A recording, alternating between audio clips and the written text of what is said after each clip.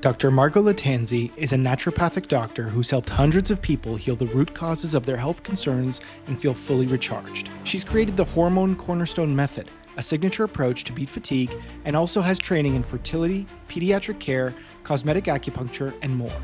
We talk about her approach to naturopathic medicine and practical techniques for managing stress, anxiety, and sleep. Now, let's get into the zone with Dr. Margot Lattanzi. Dr. Margot Lattanzi, thanks for being here. You're a doctor of naturopathic medicine who specializes in hormones, gut health, stress, fatigue, acupuncture, nutrition, and more. But I want to start with asking a very basic question. Yes. What is naturopathy? That is a very common question. It's something that I think gets confused quite a bit. My favorite way actually to explain it is going back to the beginning. So naturopathic medicine was actually created in North America when a bunch of doctors came over from Europe. And they were like, wow, in Europe, we do a lot of other things that medical doctors don't do in North America. We do a lot of body work. We do a lot of herbal medicine, homeopathy. And so they essentially took all of these different professions and trainings and they kind of like combine them into one. So how that looks now kind of in the modern day. So I always say naturopaths are trained as primary care physicians. So you could go to a naturopath for pretty much any concern you would go to your family doctor for. And it's really just looking at it from a more holistic lens. So looking at common concerns, anything like you said, your gut, your sleep, your stress management, your energy levels, and really just trying to look at the different connections in the body. We're trained in blood work and physical exams and testings. And so we really get this like really broad scope of what's going on, and we're able to like distill it down and kind of map it all out for our patients. Cool. That's a really helpful, like little bit of history on naturopathy. In Yeah. terms of your credentials, what do you have to do to become a doctor of naturopathic medicine?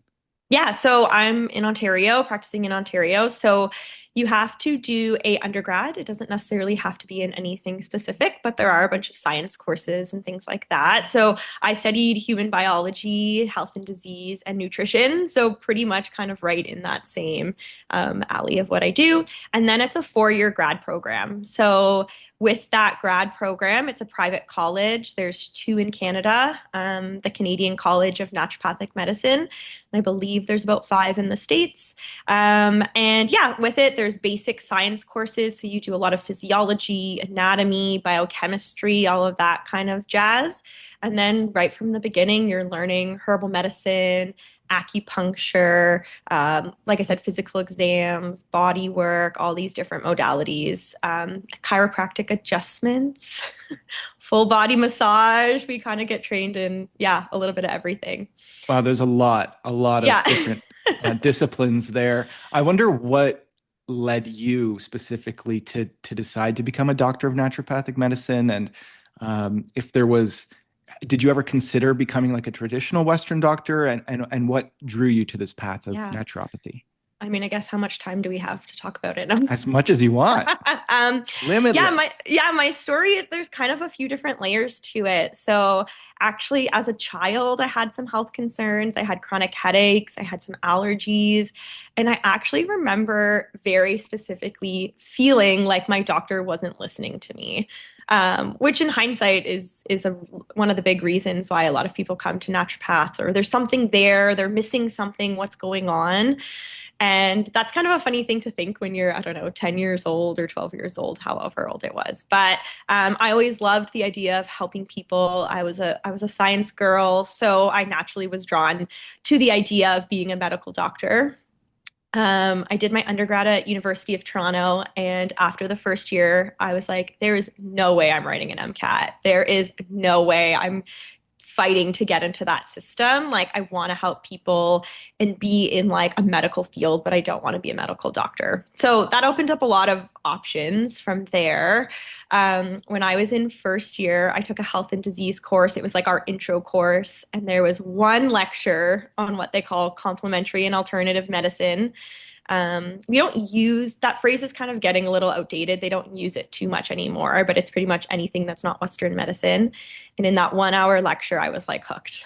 I was like, And then they were like, we have a course on this in fourth year. And I was like, that's it, counting down the minutes to like apply to this course, which I'm pretty sure I didn't even really need to fight to be in. But I applied to it. I got into it, and they had a lecture on naturopathic medicine. I thought it was really interesting. I graduated my university and I wasn't sure what I wanted to do. I was debating public health or naturopathic medicine. So I cold called a bunch of clinics around where I lived. One of the naturopathic clinics, they said, yeah, sure, come on in. You can talk to the naturopaths, see what it's like. And the receptionist, when I got there, said, I just gave my 2 weeks notice. Do you want a summer job? Do you want to be the receptionist at this clinic? And I Good was like, timing. that sounds great. And I ended up working there for a year. And I loved it. I loved like playing with the herbs. They had like a big closet full of like tinctures and dry herbs. I loved the like supplement. They had like a whole display of supplements. So from that moment, I was like extra hooked. I was like, okay, this is the thing for me. And then I became a patient of naturopathic medicine. So that was the one thing that they recommended. They were like, before you get into it, like see a naturopath yourself. Hmm. I have had most health issues. I have had it all. I've had mood, gut, sleep.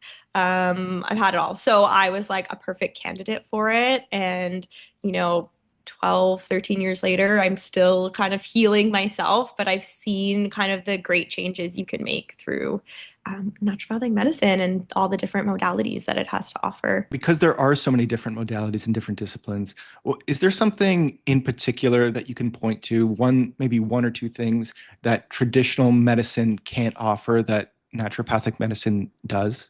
Yeah. Yeah. I think that's kind of, there's like two parts to that question. So one is like in the kind of outline of how the appointments work. And then the other is like in the things that we actually use. So the biggest thing is like we have time. That's the biggest difference between Western medicine and naturopathic doctors. I always say, like, your family doctor wants to have more time with you. It's a broken system. I mean, I personally don't want to be part of that system. We always get that question, like, do you want to be part of OHIP? Like, no, I like the structure of my things. The other great thing is because we are like trained in so many different areas, naturopaths work really well to like bring it all together for you. So if you've seen your family doctor, maybe you have some blood work or some medication or some recommendations, maybe you've been sent to a specialist, maybe you're also seeing like a physio. I can kind of sit down and say, okay, I have great knowledge in like all of those areas. I can read your reports. I can tell you what to ask for or what it even means. Like I spend a lot of time with patients being like, okay, they say, you know, I've got this diagnosis. It freaked me out. I don't know what it's like. I've got this medication. Naturopaths are fully trained in medications and pharmacology. So even though we can't, we have like a really tiny in Ontario prescribing window of like what we can prescribe. Other states and provinces are different, but I know how it all works. I know, you know, what drugs are used when, how they're supposed to be used. And so it really can be this like one person that can like put it all together for you, which I think is so helpful. We also have access to more testing than family doctors do, again, because of the system. So they actually can't run some tests. So people will be like, I really want to run XYZ. And it's like, well, they're not really allowed to. They will get flagged and they will get in trouble. So we can run it. You just have to pay for it. It's They're a not allowed really to. For what reason do you think? Is it because it puts a burden on an already stressed system? Is it because there's just not enough time or resources to do that? Or why are yeah, they not allowed? yeah, it's like because they will get flagged by OHIP being like, why are you running these tests? It's not kind of part of your algorithm. Like and or it doesn't change their treatment. So sometimes they don't have other treatment options. So thyroid's a really great example. They often run something called TSH. Maybe they run T4. There's like 3 or 4 other thyroid tests they can run. The antibodies, T3, it doesn't matter to them. If your antibodies are high, your treatment is still the same. So there's no need for it. Or naturopathically, actually, the treatment's quite different. And we can, you know, find those nuances in herbs and vitamins and things like that with different testing. We can also look at it a little more specifically. So we can look at optimal ranges versus normal ranges. What's really interesting is how they create normal reference ranges is they like take the population and they say if everyone's iron, is around this, then that's normal. And that's not maybe optimal because maybe everyone actually just has low whatever or high whatever. So we can like narrow those a little bit. The other thing that's kind of cool is because naturopaths can be a little bit more, we're not allowed to use the word specialized, but a little more focused in their targets, they can be a little more up to date on like new research or new things that people are trying. Where I always say your family doctor is seeing people from the age of 0 to like 100. They can't be on top of every new study that comes out. They're going to be on top of recommendations, but it takes, I think, on average, something like 7 or 8 years for something to be figured out in a research paper to become a standardized recommendation for the general population. One thing that really resonated with me in terms of what you were saying, and I think would resonate with a lot of people, especially in Canada. I'm not sure about other systems, but seeing a doctor is not always easy. It's not always easy to get in to see a doctor, especially if you don't have like a given family doctor.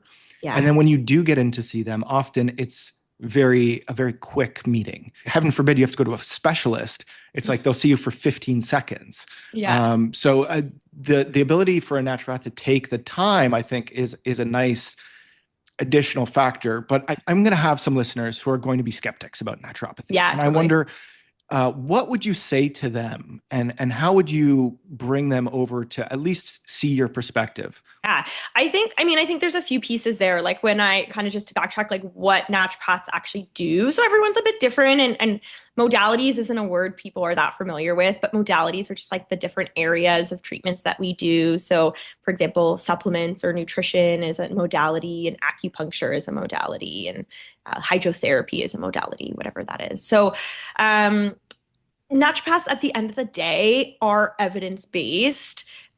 What evidence-based actually means. So evidence-based is a pyramid. If you Google this, evidence-based medicine, and we look at like how we like hierarchy different things. So, if something's been used for tens of thousands of years, we might not need a giant, randomized controlled trial of 1 million people to tell us that it works. We just know that.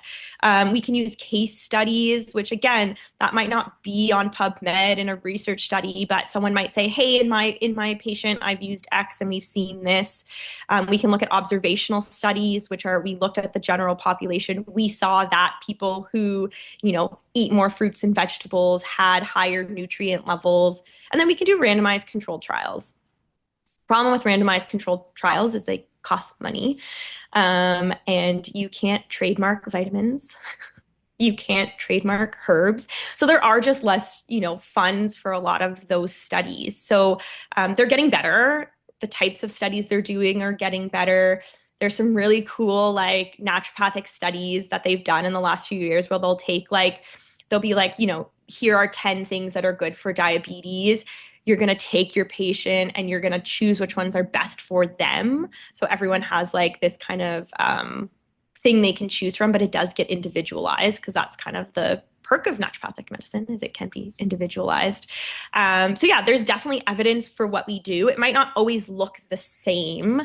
And at the end of the day, like, I don't know. I always think like if it works, it works. The number one, a lot of people come in, they go, I don't know if it helped. I like changed all these things you told me to change, but I don't know if it helped. It probably was just placebo. Well, first of all, placebo has an over 30% chance of working. So if it's a low cost intervention and it has no side effects and it's just a placebo, great, you feel better. But also like it probably had some impact. There's never like one thing that's going to be the solution. I think a lot of people are looking for one thing. If I take one medication, if I make one dietary change, if I take one supplement, that's probably not the case because it's all connected. And so Western medicine and the way our brains are trained is very like individualized. Your gut is here, your brain is here, your heart is here, but it's actually like it's all working together in the body. So sometimes if we can shift something somewhere, we can shift it, somewhere else. Herbs and sort of more natural medicines are not being studied as much because there's no money in them. Mm-hmm. And that's unfortunate. But I do think that is a reality because a lot of pharmaceutical companies can't uh, make a profit off it, then what, they're not going to support funding research. And I know a lot of funding comes from those pharmaceutical Totally. companies. I'm sure there's some government funding as well and some other sources, but I would imagine that it's definitely biased towards pharmaceutical companies who are trying to like push certain products on people. So yeah, I can definitely empathize with that. I do think there is also, though, and you would know this better than me, but I do think that there is like some degree of over pushing certain supplements as well. Not necessarily from naturopaths, but does everyone need a multivitamin every day? Does everyone need 5,000 IUs of vitamin D3 every day? Like, how much of your practice is around vitamins and supplements, and how do you know what is right for each individual person? Because everyone's a little Yeah. different. First and foremost, we have to stop getting our information from social media because we have to be mindful of like the intention of it. So supplements are like anything else where there are companies who are just trying to make money. So and again, like we look at things and you're like, wow, that sounds great. They've done all these things, but, and I can dive into in a minute, like what to look for in a supplement, of course, but sometimes running it by a professional who's trained in it is the best thing. And so, doctors have some training in vitamins often because, that kind of overlaps with Western medicine. But when we look at herbs or different things, like I can look at a label and I can tell you like, A, there's a good amount, the ingredients are good, or that is just marketing. And like, I get caught by fancy marketing too. Don't get me wrong. The problem is some things show up well in testing and some things don't. So there's kind of like two types of testings that you'll see out there. So one is just standard blood work. That's what your doctor would run. That's what naturopaths can run. And some things show up really good. Vitamin D, great to look at in the blood work. We can see the number. We can dose you appropriately. We can see it change. Beautiful. Most people in Ontario do need vitamin D, but you don't want to take too much because if you take too much vitamin D, your body stores it and we see some negative side effects with the bones and things like that. So it's an inexpensive test. It's like anywhere from, $50 to $100. Run it once or twice a year, adjust your dosing. Great.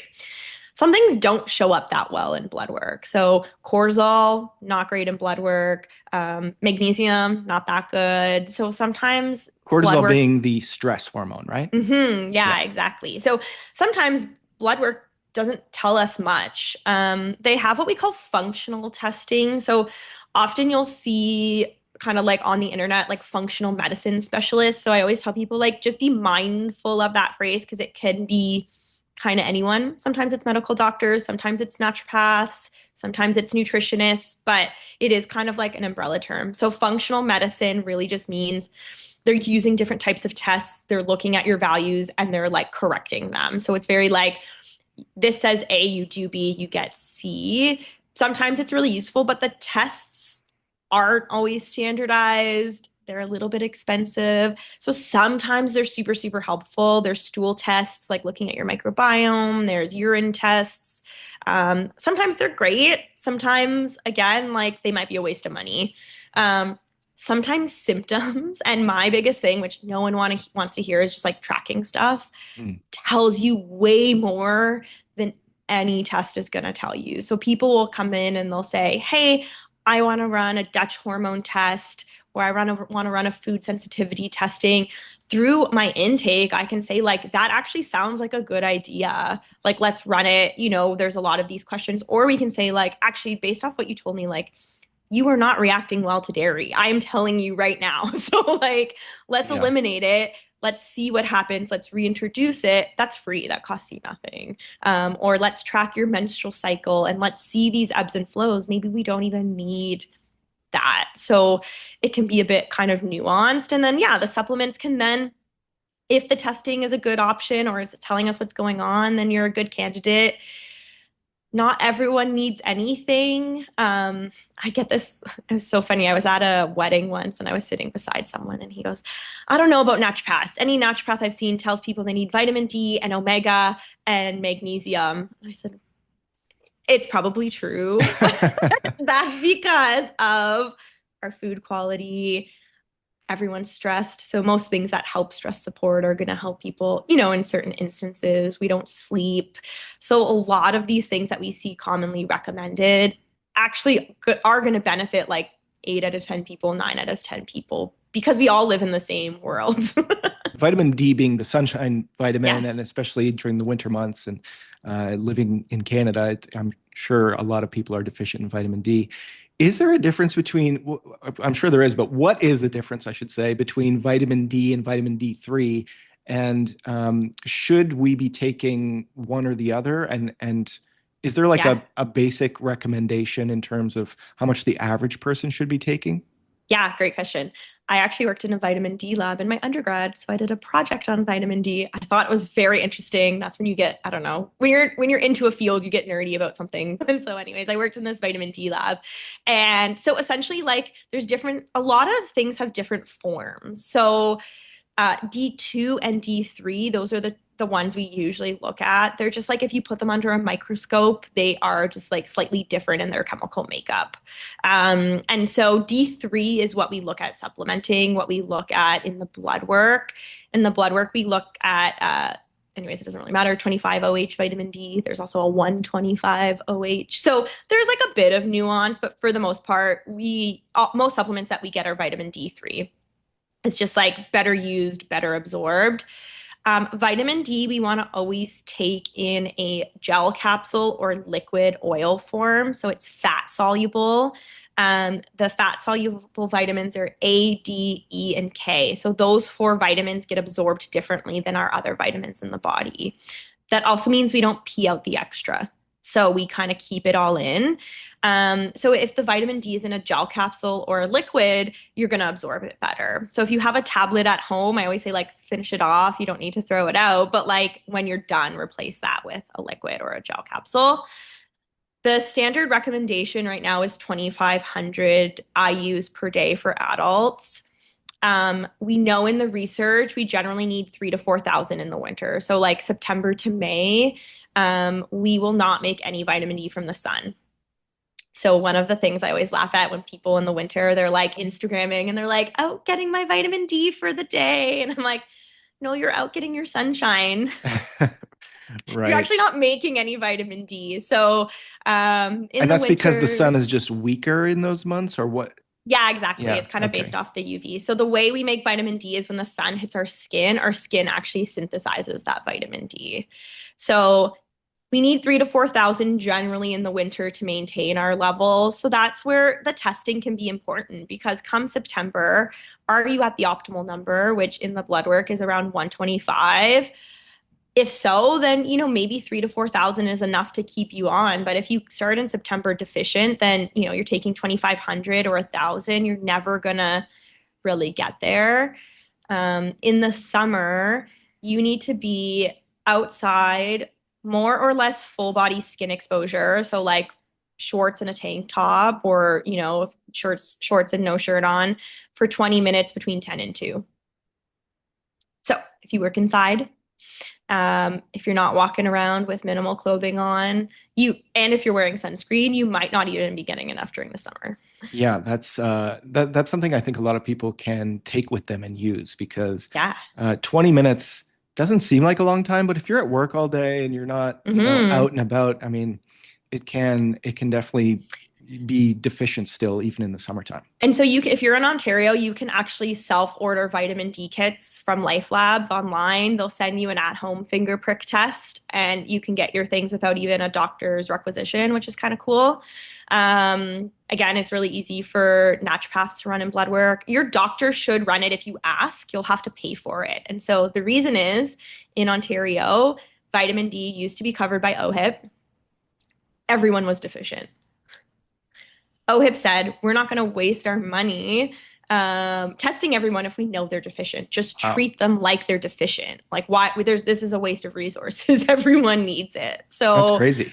it is interesting to see those kind of nuances when it comes to like, decisions on how we run tests and what it looks at. But you can self-refer, you can order online. I did it. You have to prick your finger, which kind of sucks. But other than that, it's like super easy. I wonder if you can walk us through sort of maybe the core services and things you offer with your practice. I imagine there's some stuff with hormones, gut health, acupuncture, Mhm. supplements, lifestyle, all that kind of stuff. When someone walks in and they just are kind of like, I don't feel good, like what are the first things you would ask?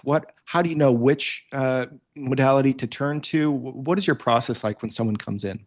Yeah, so the way I work with my patients, I call it the hormone cornerstone method. It's really just a language and a framework because I just need a bit of a system. You need a bit of a system to work it out. So, over the years, and I've been practicing now for over 8 years, I've broken our health into six big categories. So, we look at your diet and your digestion. These are really simple. Your mood and your stress levels, your immune system, your metabolism and how well you detox, your sex hormones, and your sleep and your energy. And so we go through all six of those categories on your first visit. And the reason I created them is like my patients would always come in and they go, I have these few symptoms and I think they're connected. I feel like, my energy is connected to what I'm eating, which is connected to my sleep or whatever it is. And I was like, yeah, you're right. It is all connected. Our body works together. The other thing I like to say is like, I'm trying to redefine what we call hormonal health. So, hormonal health isn't just estrogen and progesterone. We have tons of hormones in the body. We have cortisol and insulin and thyroid. Obviously, we have testosterone. Vitamin D is technically a hormone as well. Um, and men have hormones too. It's not just women. So, hormonal health is actually for everybody. And all of those cornerstones have hormones in them. So, we can make sure, and some things test really easily. Insulin, I haven't mentioned that yet. Insulin tests super easily. Melatonin doesn't. That's fine.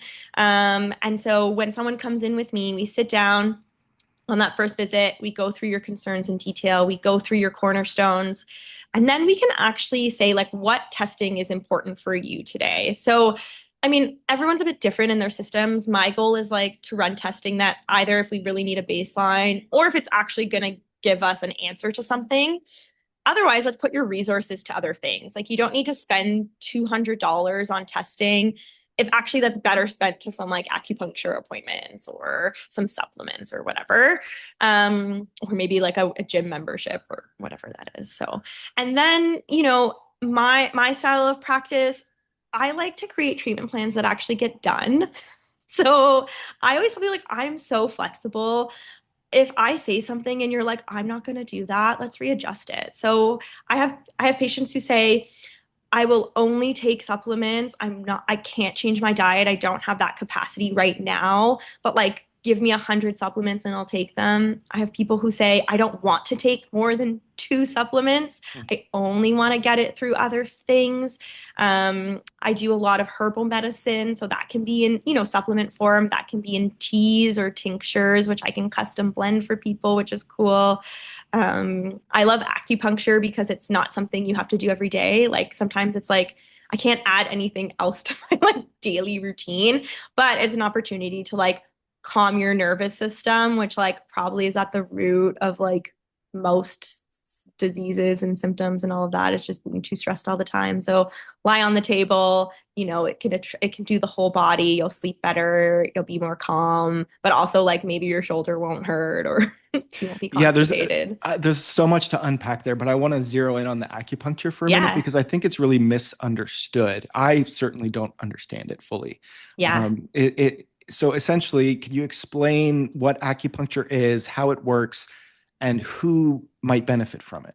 Yeah. So there's different like I'm going to say like styles of acupuncture based off like who you're getting it from. So acupuncture falls under the scope of naturopathic medicine. So we're trained in it in school. We get some training on like traditional Chinese medicine theory and what's going on there.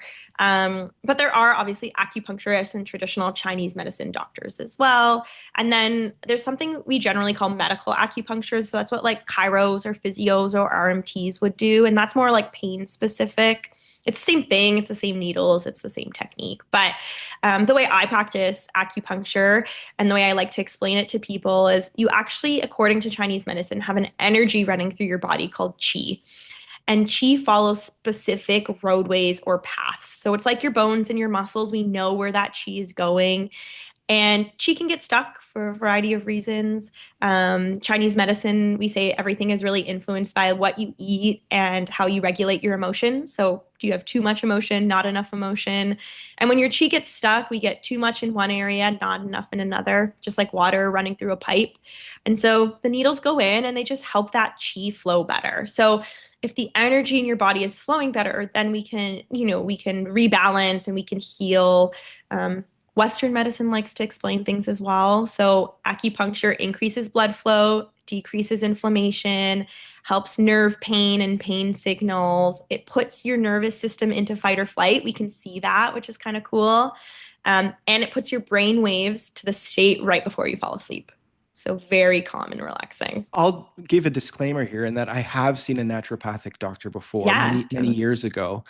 So, I might have some internal bias here, but Mhm. I do think when people hear things like chi and energy flowing through your body, there's a group of people who are going to go, "Ooh, I don't like this. Sounds like made up Yeah. woo woo stuff."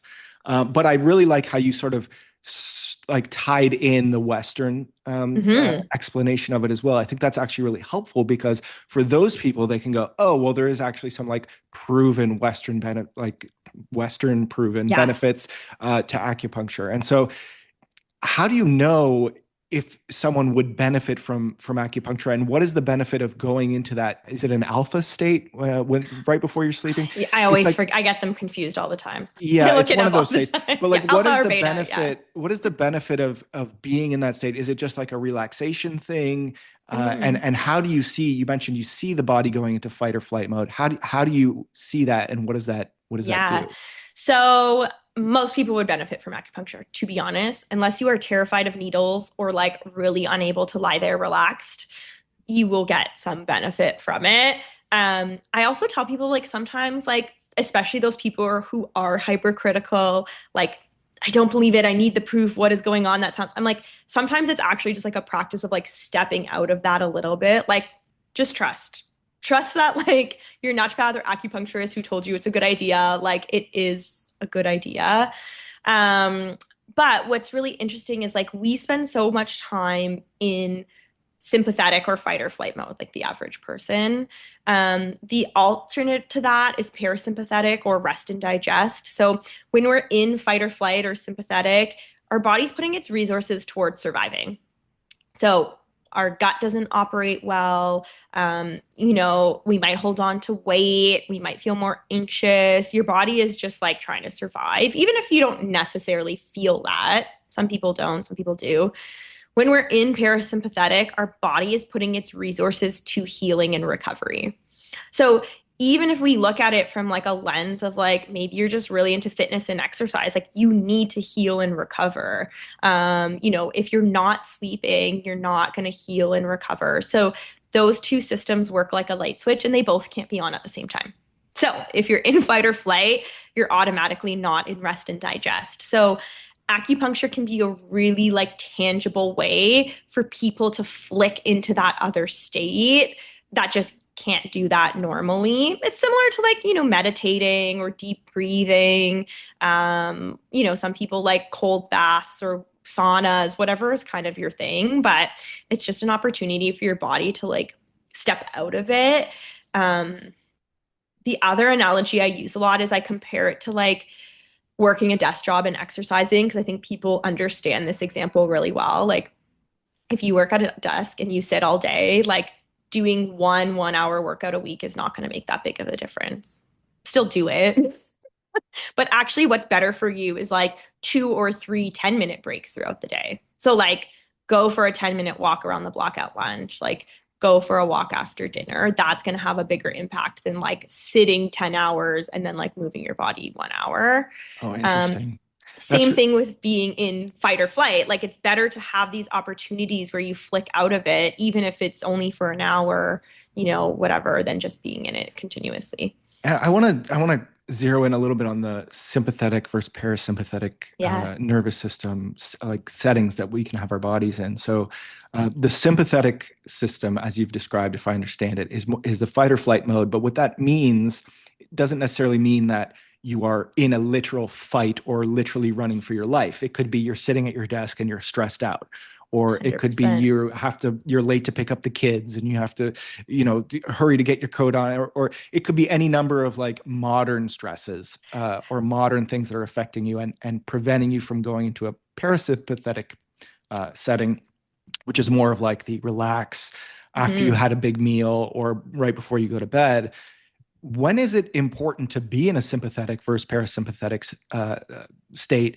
And is it critical to sort of switch into that parasympathetic state throughout the day, like giving yourself breaks either through meditation or you mentioned sauna, or I don't know if a cold plunge or other methods would do it, but is it important throughout the day to have those parasympathetic breaks?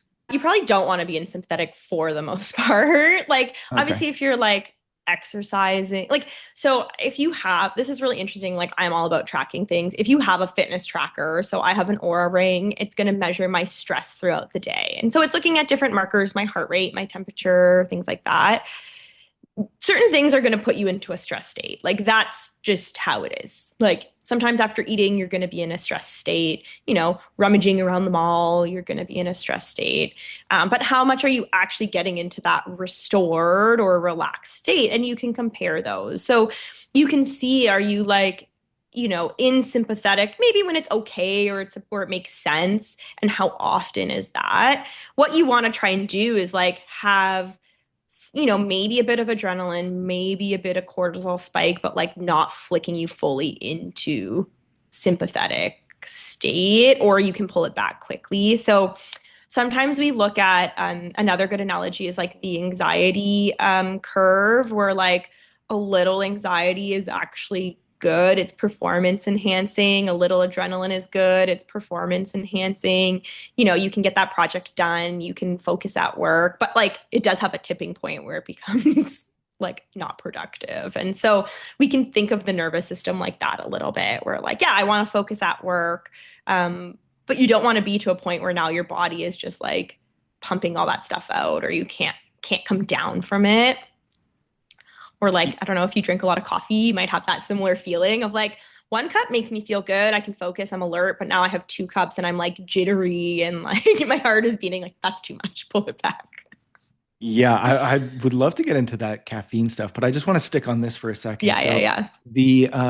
the idea of, because anxiety is so rampant these days, Hmm. and that it was really interesting what you mentioned about having some degree of anxiety is actually like productive and helpful, because Hmm. that, I guess, is like a sort of motivating factor in a way to like Yep. get you to focus, get you to do your work, get you to do the things you have to do. But then if it gets to that crescent where it like sort of becomes not helpful anymore, are there Hmm. like tips or tricks or things you can do just in that moment to sort of reset and help bring yourself back to a more productive level of anxiety? Yeah, I would say like find what works best for you.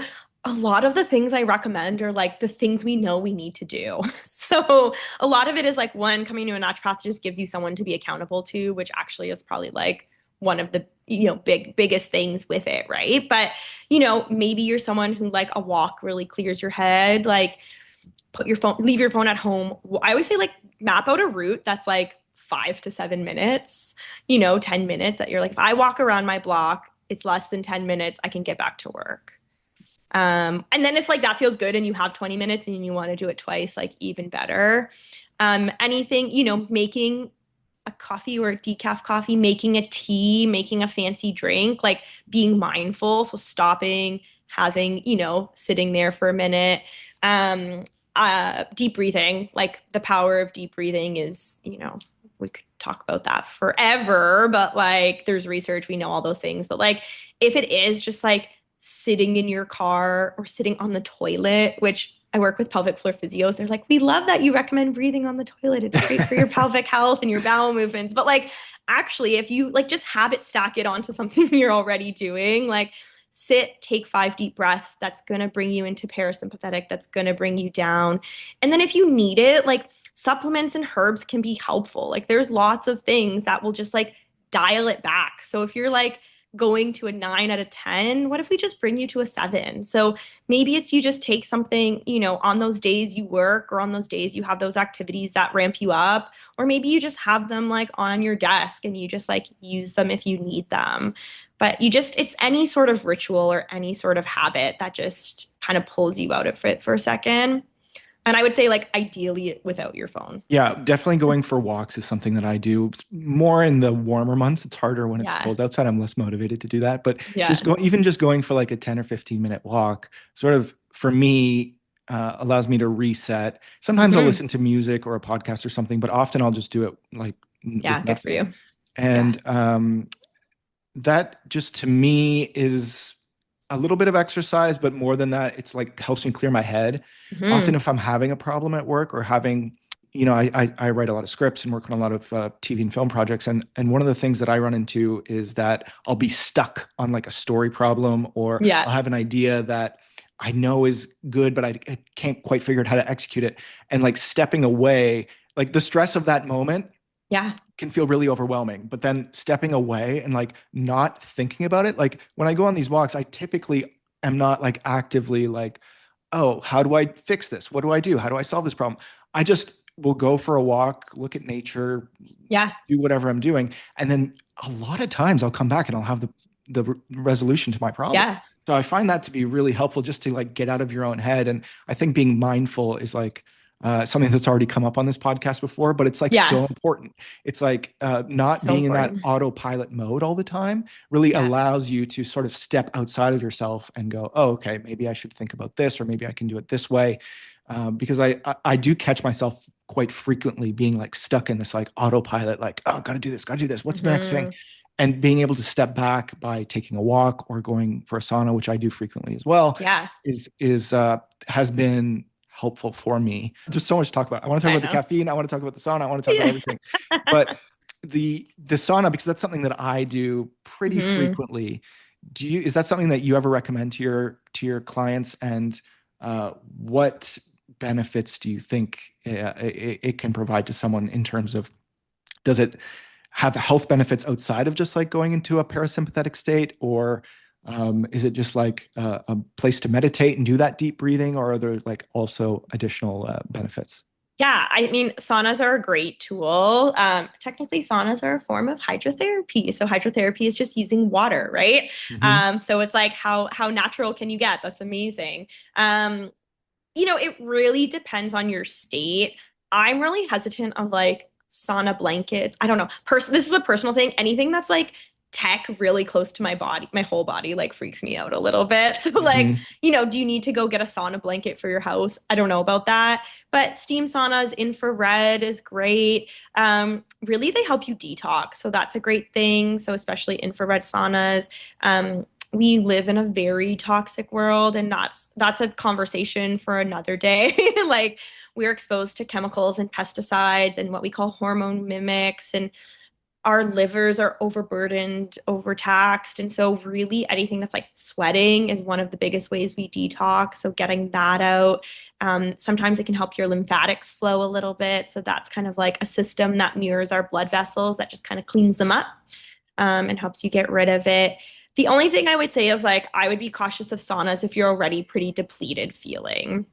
So, and this is just like you have to listen to your body. And so my favorite thing that my patients tell me, and I hear this all the time, is as we go through appointments, now we're second, third, fourth appointment, like they go, I'm just so much more aware. I'm just so much more mindful, because like you are the person of your body. You know your body better than anybody else. We want our doctors to fix things for us, but like you have the answer in you. You know what feels good, and whether that's intuition, whether you want to go woo woo and say, you have this ability, like however you want to explain it. But when you listen to what your body needs, then like that's gonna tell you what you need. And so if you do a sauna and you feel amazing afterwards, then like great. If you do a sauna and you come out and you're like, oh my God, I do not feel good. Or like that night you're wiped, same thing with exercise. That next day you're like, I do not feel good. Then like, not for you. Like, don't push yourself in the sauna either. Like if you're like 5 more minutes, like I'm sweating, I'm gonna paint faint. Like, no, like Yeah, I'm definitely guilty of that. I like to sort of push the envelope in the sauna a little bit sometimes, but Yeah, mainly because the reason that I do that, I think, is because I'm someone who struggles with sleep a lot, and I think a lot of people 100%. struggle with sleep. And the one thing I typically will do the sauna in the evenings because I find it helps me go to sleep. Yeah. I've tried a lot of different things to help me go to sleep. I've used melatonin, which, from what I understand, is actually not a great idea to use on a consistent basis. Yeah, Um, most people just don't need it. It's just usually not the issue. yeah, and I know there's like some natural things you can do to help your sleep. I Hmm. listen to the Huberman podcast a lot. Hmm. Shout out Huberman, and Yeah. one of a couple of things he says is getting light in your eyes in the morning, and then even in the evening can be helpful Yeah. because it's a different kind of light. He also says that, and forgive me, I'm paraphrasing, so hopefully I'm getting this right, but he says that having a dark environment in the room in which you're sleeping is particularly helpful, as well as not looking at screens and things too late into the night. Would you agree with those assessments? And is there anything you would add for someone like me who struggles with sleep? Yeah. So when we look at, again, our different hormones, we can look at melatonin and like a little more simply cortisol together. So they both have circadian rhythms, which means they have a 24-hour pattern they should follow. So your melatonin should be like low all day, and then in the evening it rises and it peaks in the middle of the night and then it drops again. Cortisol does that same thing in reverse. So cortisol should spike in the morning and then slowly decrease as the day goes down. Cortisol is a bit more complicated, but like when we're looking at it with melatonin, melatonin makes you sleepy and tired. Cortisol should make you like alert and awake. Um, both of those are really regulated by routines, habits, and patterns. And that's because they have this cycle. And so they should cycle with the sun and the moon. Like I think the problem in the Western world is like we've lost that like natural circadian rhythm where people would like wake up with the sun, go to bed with the dark. We have our screens and things like that. So the number one way to optimize your melatonin and your sleep is to have, like you said, routines and patterns. So it is getting up and going, it's daylight. And again, you can get a sad lamp. Just Google that, SAD. They're great in the winter because they give you like artificial sunlight. So if it's like gloomy and gray, which today there's no sun, like get that sad lamp on your face in the morning. Have the routine so your body knows, okay, my alarm goes off. I open my blinds. I get up. I do one, two, three. Your body will start to like get to that. And then in the evening, you reverse it. So you dim your lights, you stop your screens. It doesn't have to be anything fancy. Like if you need to do work in the evening, if you need to like I check my phone before bed, like I'm guilty, but I'm not like on Instagram scrolling. I'm like I do my like I check my email one last time, I respond to my text messages, I set my alarm, like I do my Wordle if I haven't done that yet. Right. Because I got to keep the streak going. Of course. And what I love if like you really need it is amber lensed blue light blocking glasses. So you can get regular blue light blocking glasses. Those are for like daytime with the screens. Most people have heard of those. Amber lensed have like an orange lens to them. They look like sunglasses. They block all blue light. So and the best way to know if you have good ones is if you look at like my water filter has like a blue light on it. It looks white because it's like blocked that blue color. So blue light is very daytime. Yellow light or orange light is very nighttime. So you can change your light bulbs. You can have more like that softer, more or yellow light in your lamps or whatever. But if you start like after dinner, just like dim half your lights and then you turn your TV off at a certain time and you have a warm shower or bath, your body goes, okay, like if at 5 o'clock, it's like, okay, I'm going to start making that melatonin. Like I'm going to build that hormone, like start it earlier in the evening. And by the time you go to bed, it'll peak and it'll give you some good sleep. And then you can do your deep breathing or your sauna or whatever you want to do.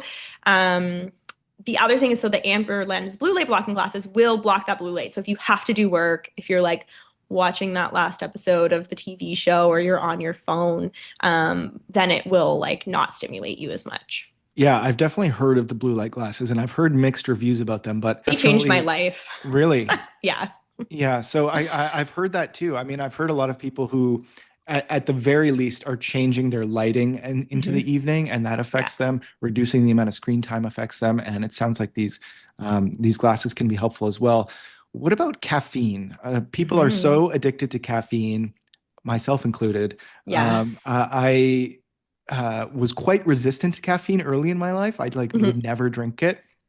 And then when I would have like a cup, in university, I started drinking caffeine and I would have a cup of coffee and I would feel like wired. Like one Yeah. single cup of coffee would like, if I needed to pull an all-nighter, it's like no problem. Yeah, yeah, yeah. Whereas now, years into my working life, I've definitely had days where I've had three, four, five cups of coffee and like I'm Mhm. barely surviving. Yeah. Um, is there, and I know again, to jump back to Huberman, he says, you shouldn't have caffeine after 2 p.m.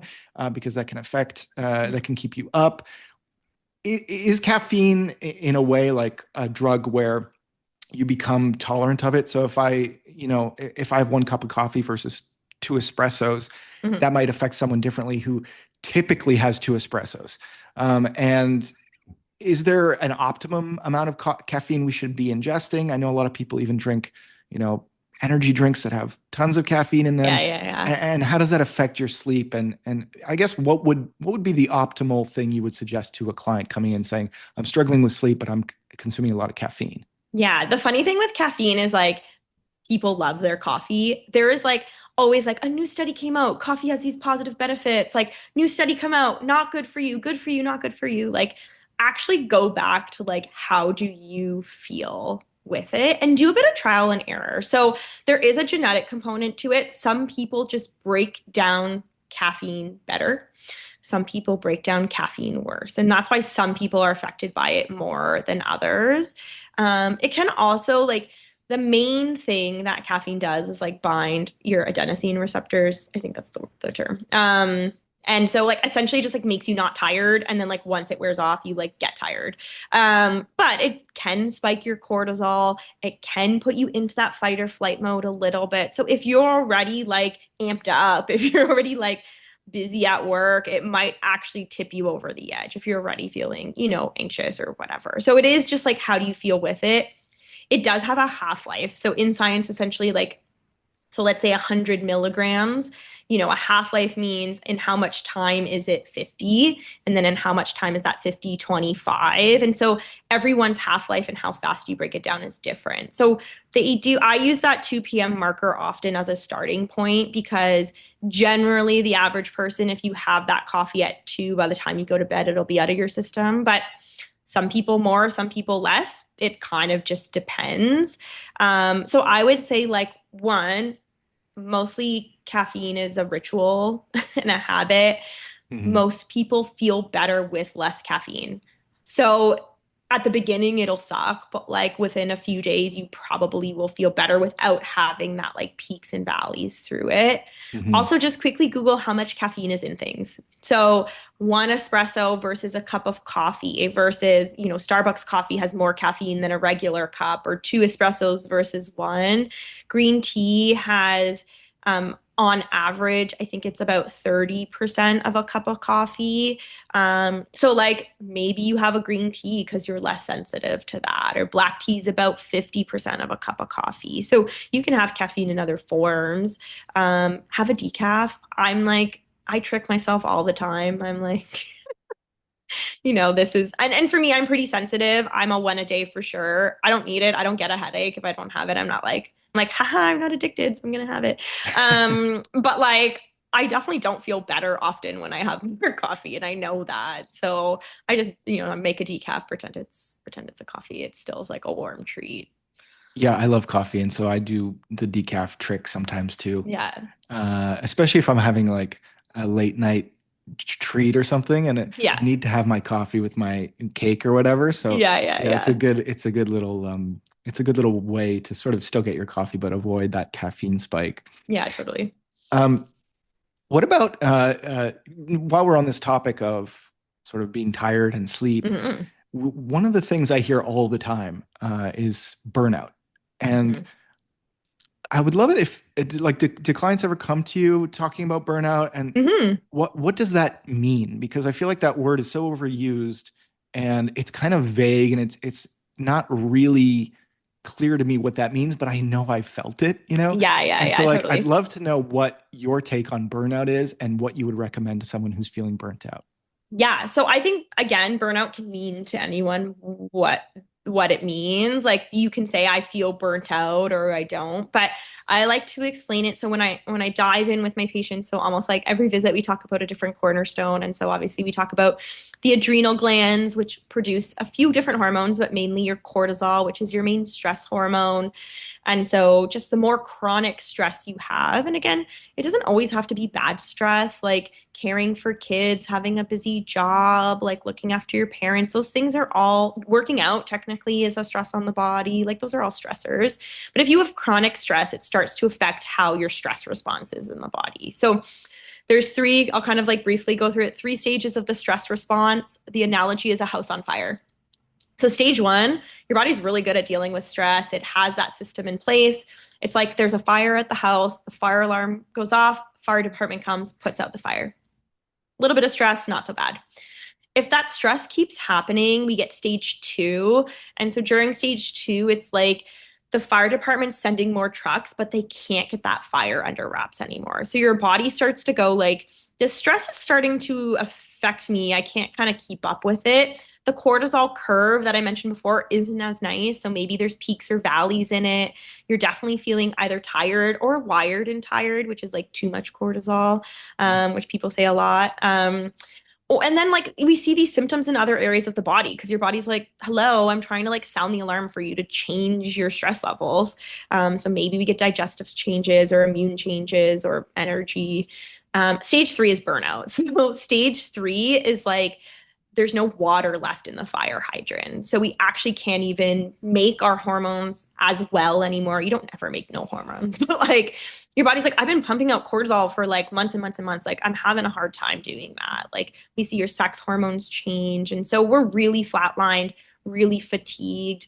Sometimes I talk about like your internal battery. It's like your battery, you don't have any battery left. So burnout is real and it's valid. And I always tell people like, if I say that phrase, like, have you ever felt burnt out? People can say, like, usually, like, yeah, once, twice, every 3 months, every six. I like the example of teachers. Like, teachers always feel burnt out December, like March, right before March break, and then like June. And then they recover over the summer and they're kind of good to do it again. So, what we can do is like, depending on how far down that stress response is, you probably will need more support. So, like, if you're close to burnout, like going for a 10-minute walk is like probably not enough. If you want to recover faster, we probably do need some supplements. We need some extra vitamins and minerals. We need some extra herbs just to kind of build you up. Let's get your reserve better. And then you climb up that and you can handle the stress better. That makes a lot of sense because I feel like burnout can mean so many different things to different people. And so taking Mhm. this really individualized approach makes a lot of sense to me. I wonder if there was like one thing that my listeners could take away from this podcast. If there was one change maybe for their health that they could make, what would you recommend that sort of a broad strokes thing that everyone could do? Yeah. Start tracking. Start track like pen and paper if you need to, app in your phone, Tracking whatever. what? What would you track? Like how you're feeling? Would it be specific, like you mentioned, like the blood test that you can take at Yeah. home? Are there specific things that you would suggest they track? I would say whatever your concern is. So, like, if you're having trouble sleeping, for example, like write down what time you go to bed, what time you get up, and how often you're waking.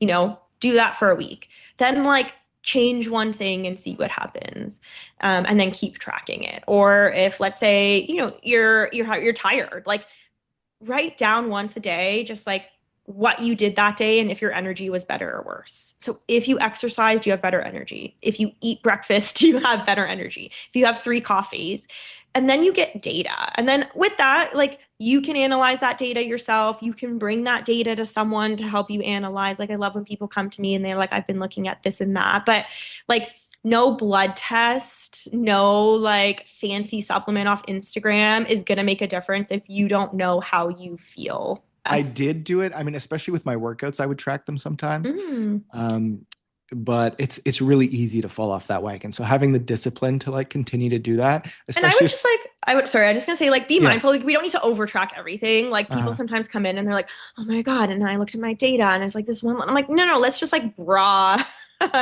feel it. Like you don't have to be like, okay, and then on my like Apple Fit thing, except like, I woke up for half a second and I'm like, okay, let's like, bigger Relax. lens it a Yeah. little bit, but it's the best starting point for anything. So you've treated tons of patients in your, I think Yeah. you said 8 years. Yeah. Is there anything that you learned from a patient, like a patient came to you with something that changed your perspective on how to treat someone's health? I mean, my patients it changed my perspective every day, I think, for sure. Um, I would just say, like, to me, the biggest thing that I've realized is that, like, having someone listen to your story is like healing in itself.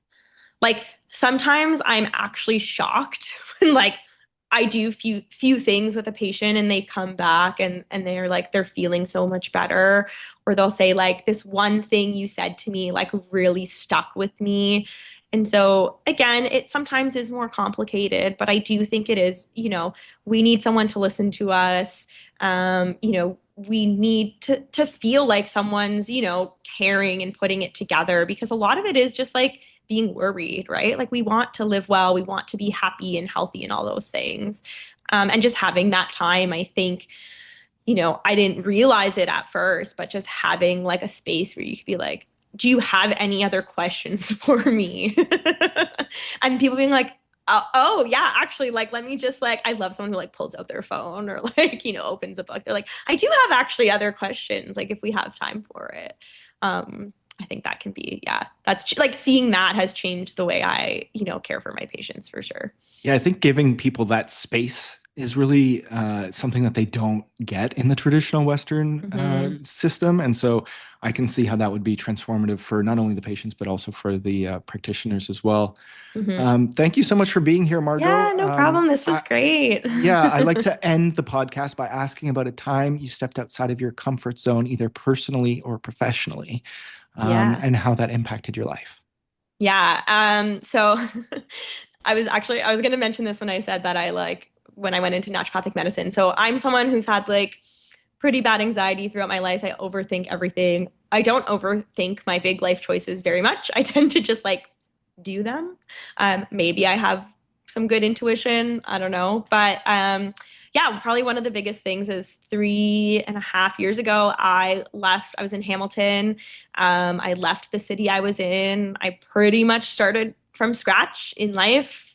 New friends, like my family is the same. New friends, new work environment. Imagine I'm like, but my family wasn't around as much. So at the time, I was like, this is great. I need a change. This is gonna be like so simple. And it like really wasn't.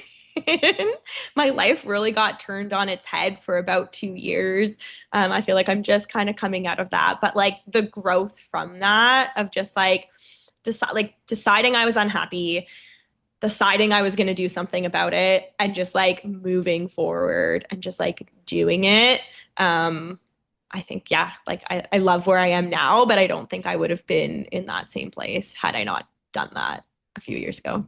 Yeah, I really resonate with that as someone who also moved to Toronto Yeah, and went yeah. through similar things. So yeah, I totally get that. And I think pushing yourself to grow is so important and taking those Hmm. risks and having the courage to do something that's a little uncomfortable.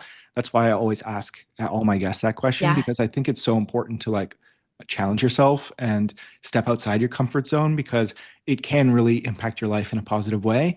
And at the very least, it gets you comfortable with this idea of being uncomfortable. And so Hmm. many people pull back from this idea of being uncomfortable. And I think if you lean in, that's Hmm. really more of the move that's going to actually help you long term. Anyway, that's Yeah, I was gonna that's say, my to me, I spiel. almost feel like it's like the unknown to me is like a word that resonates even more, because I don't know if I necessarily like felt that uncomfortable, but I was like, the unknown is so like scary sometimes. You're like, I'm just gonna Yeah, like go all in, and see what happens. And even if it's like not great at the beginning, I think there's always something beautiful at the end of that. So agreed. Well, yeah. thank you so much for being here. Where can Yeah, no people find problem. I'm you? on most social media things, but I hang out most on Instagram, at Dr. Margot ND, DoctorMargot ND. That's also my website.com.